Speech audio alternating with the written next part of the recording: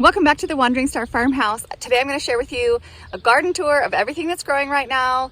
I've been gone for a week at camp. Everything needs quite a bit of weeding and there's some things that need to be harvested, but I'm going to show you where we're at right now because everything changes so quickly starting now. I wanted to show you everything that's going on today before we lose the number of the opportunities to see things. My garlic patch is ready to harvest. So this is one of the things that won't be here in the next video. I need to harvest all this garlic. Hopefully, I haven't checked on any of the heads yet. I haven't had time, so hopefully we got some decent sized heads. These radishes have gone to seed, but that's okay. We will harvest the little seed pods off them to enjoy. And next to the radishes, our carrots are plugging along. Back here you can see the broccoli. The broccoli needs to be harvested.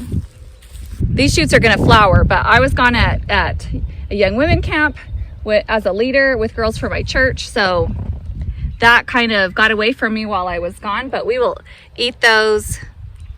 We will definitely enjoy those still. The Brussels sprouts are a little bit bug eaten. Everything's getting a little bit bug eaten at this point, but you can see that we are starting to get some little sprouts forming. Pretty soon here, I think I'll just top these Brussels sprouts. So I'll pull the tops off of them, and so that'll put all the growth energy into the sprouts at this point. Because this week's going to be all in the 80s, and so I think that we're going to get past the prime. We're going to be past their prime growing time, so it's just time to get those going. I've got some good looking cabbages. This is the biggest one right here. Oh, look at that. It's hard to tell. It's a hand size. It's a hand-sized cabbage. That's a grocery store size cabbage right there. That's always, it seems like that's always like the marker, right? Is it as big as it comes in the grocery store? Which, I don't know. I've seen some, this spring I was looking at berries at the grocery store and there were these strawberries like as big as my fist and the raspberries like that could cover my thumb. And I'm like, oh, come on. They're like cartoon fruit at this point. Like, that's not what real berries are like. And those don't taste anything like fresh grown berries. So not interested in cartoon berries. I'm seeing some of this stuff for the first time in 2 weeks basically. And I mean, I can't keep the bugs off the collard greens. I'm trying to try collard greens, and last year I tried as well and couldn't keep the bugs off them. Oh well. The red Russian kale still looks great. But look, even trying to keep it mostly covered, this cover's too small, but something's in there eating holes in it. Oh well. I let my spinach go to seed, so this seed is ready to collect at this point. And now my bok choy has gone to seed. Flower heads of bok choy and other lettuces and greens are edible flowers if you want to toss them on salads or something. But so it's time to pull those spring greens out. But I'm really pleased with those. We ate a lot off of those bok choy, so that was good. And I've got some turnips. There's a weed. But I have some beets growing along this side of this trellis. This was my pea trellis. The peas didn't climb the trellis very well, but look, it fell down over here.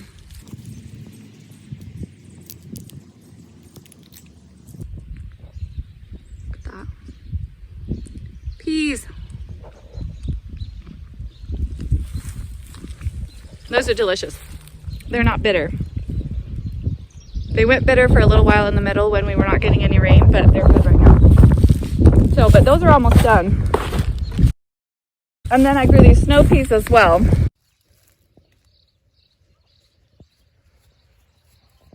We've been enjoying a little bit of snow peas as well. Then this row gets into my peppers. It's the hot peppers on this side. This is the side away from my kids.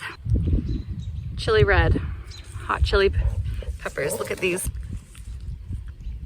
That is not a very big plant, but it's got quite a few peppers on it. Oh, here's a jalapeno. Okay, this jalapeno is doing better. Look at that. There's a jalapeno and lots of blossoms. The celery looks good. It's nice and dark green. I haven't pulled any shoots off yet, but it's definitely big enough to pull some out. And then I have some extra Swiss chard growing in here too to fill in some spaces. And then more pepper plant. Let's see. These ones are starting to produce. And these ones as well.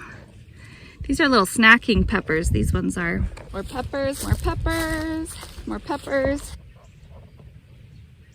Next we have the onions. So here's 2 rows of onions. Actually, this is there's a 3rd row of onions too. These ones are the storage onions. I'm trying to grow Patterson. They're starting to bulb out a little bit. Walla Walla sweets are definitely bulbing out. Look at them.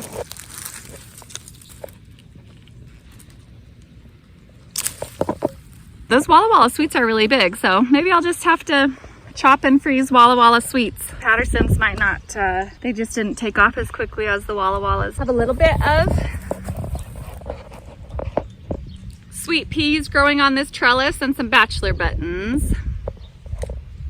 And then a little yellow pear tomato is growing too. This will grow up some more over this trellis. On the other side of the trellis, I have this black cherry.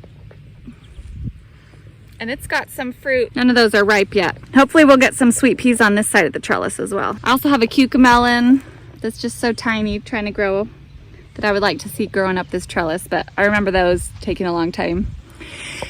I tried to plant some squash down this row. I had really bad germination. I don't know why, but look at this one.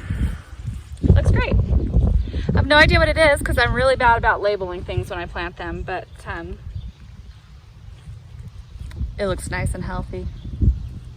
And then I tried to plant some beans along there, and I had bad germination on my beans, on most of my beans, except for my dragon tongue beans. They all came up fine. And if you remember from the end of my pantry challenge videos, I said that I wanted to grow less dragon's tongue beans and more green beans. Oh well, we take what we get in the garden sometimes. Here I have gorgeous volunteer sunflowers. Sunflowers are fun because if you let the birds get to them just a little bit, then they self-plant them all over the garden for you. So those are really fun, starting to blossom. And back in here, it's hard to tell amid these sunflowers. I'll show you the biggest one. The biggest one is right here. I have some tomatillos growing. So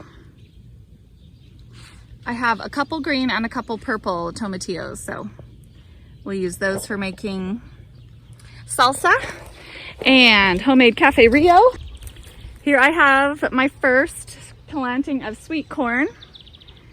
So a little bit to either side, and I am going to do one more planting of sweet corn any day now. I'll get that in because then it'll have enough time to be ready for this fall. So there's the first planting of sweet corn, and then under the trellis, my cucumbers are taking off, and I need to start training them up this trellis, and there's a little bit of lettuces underneath them. And then I have that on this side as well. A couple of cucumbers and lettuces, and these cucumbers are just a little bit smaller because I actually transplanted them from over here. I had really good germination, had like 6 or 7 pop up on this side, and I had one pop up on this side. It was a different variety. I had one pop up on this side, and then something ate it, of course. So I transplanted those 3. That's why they're a little bit more stunted than the other ones. But like I said, man, you never know what you're gonna get from the garden. So you just be happy with what you get. So then down here I have a number of okra. So these do great in the hottest part of the summer. So when we get to that point, these okra will be giving us a lot. I've got about 8 plants right here, and a volunteer tomato. I have volunteer tomatoes all over the garden, and I didn't get them pulled out enough this spring. So I'm gonna have a lot of volunteer tomatoes. Here are the tomatoes that I planted in this part of the garden, and I haven't done any pruning or anything, and so they're just growing. And down here at the end, I have one very exciting plant that is a ground cherry. So it looks a lot like the tomatillo I just showed you, but this one is ground cherry. And one of my sons really loves these. So that's very exciting. And next to the ground cherry, all along these tomatoes,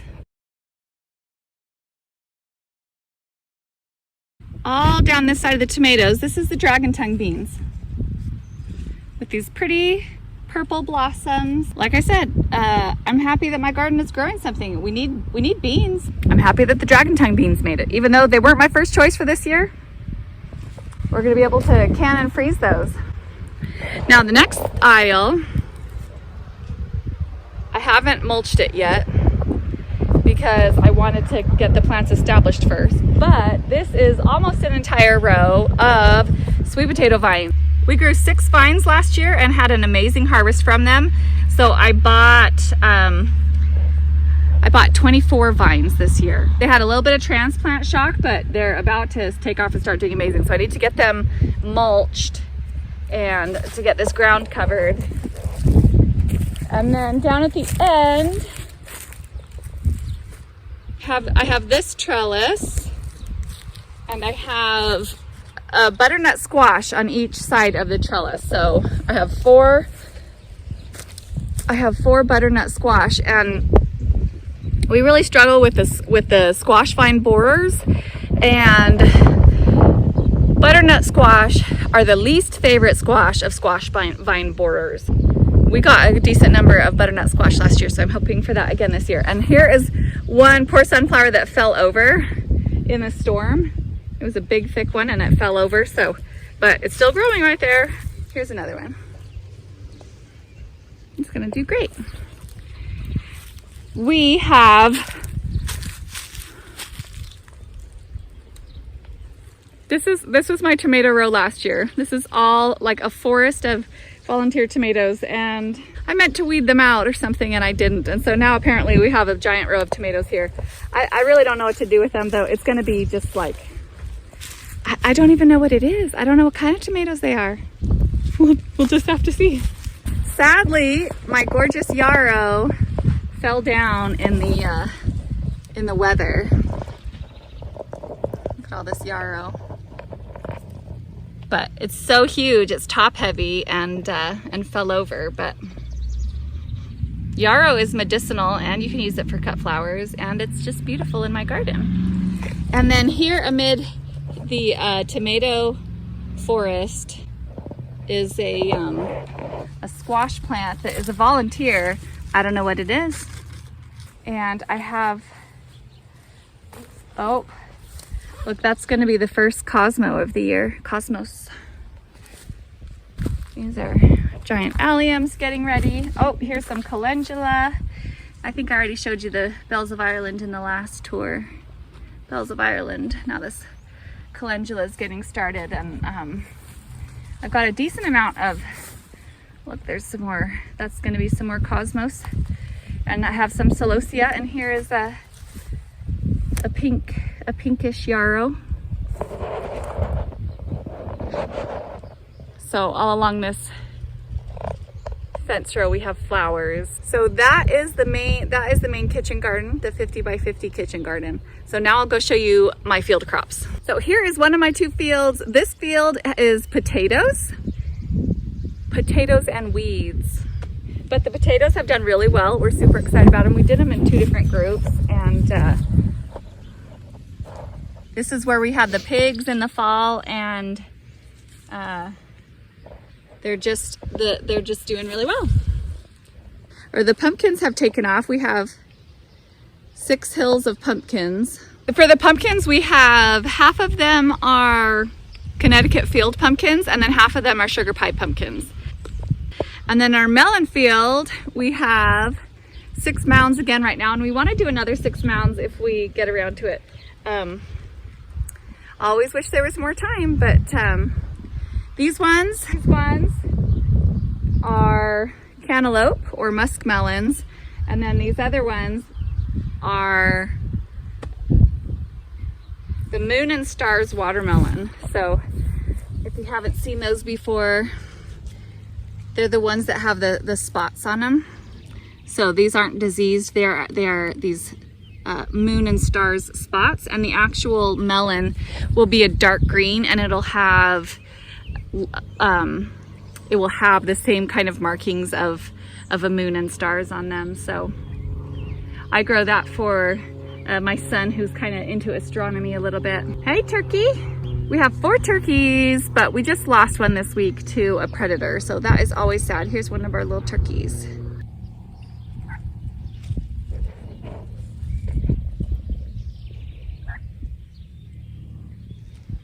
I almost forgot, there's Jeremy's experimental wheat field.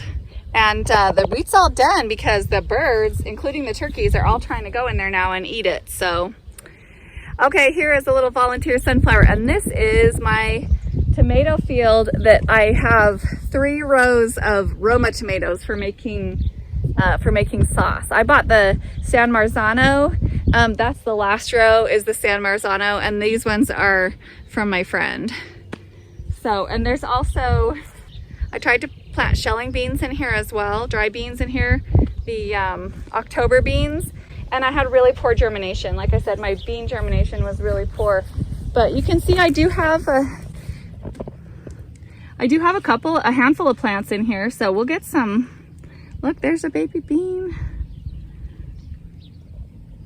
So we will get some beans out of here, and I will try and plant some more beans. I will try and plant some fall beans. But then the next rows you can see are, these ones are volunteers because this is where we were feeding our pigs. So these are volunteer black oil sunflower seeds, and these are some rows of black oil sunflower seeds that we have planted to try and as animal feed. So we filled in the rows and filled in down that way. And then you can't see it very well because there's too many weeds right now, but then I planted field corn here too. So field corn can be used for animal feed or for grinding up into cornmeal and things. So when this gets a little bit taller, then you'll be able to tell the corn from the weeds. So here's this field. There's the kitchen garden back there. This is the beginning of our 2nd year on the property, so our first full summer season on the property. So we're still dealing with a lot of, like, you know, working with the getting the weed pressure down and that sort of thing. And last year all we did was the kitchen garden. We had that 50 by 50 space last year, and so now we've added these 2 field areas this year to essentially triple the amount of space that we're growing this year compared to last year. So it's a lot to manage, but this is the time in the year when things are really starting to take off. So I hopefully will give another update on the garden maybe in like 2 weeks. We'll at this time of year there's a big difference, you know, even just in a matter of a couple weeks. But meanwhile, some of the things I'd like to share are, I want to make a lavender wreath for our front door if I can get to the lavender before it's totally gone. I picked raspberries at a friend's house. We've been farm sitting our other friends and milking their goats. So we've been doing a lot with goat's milk recently as well. So there's a lot going on. Make sure and hit subscribe. Don't miss any of our updates. See you next time.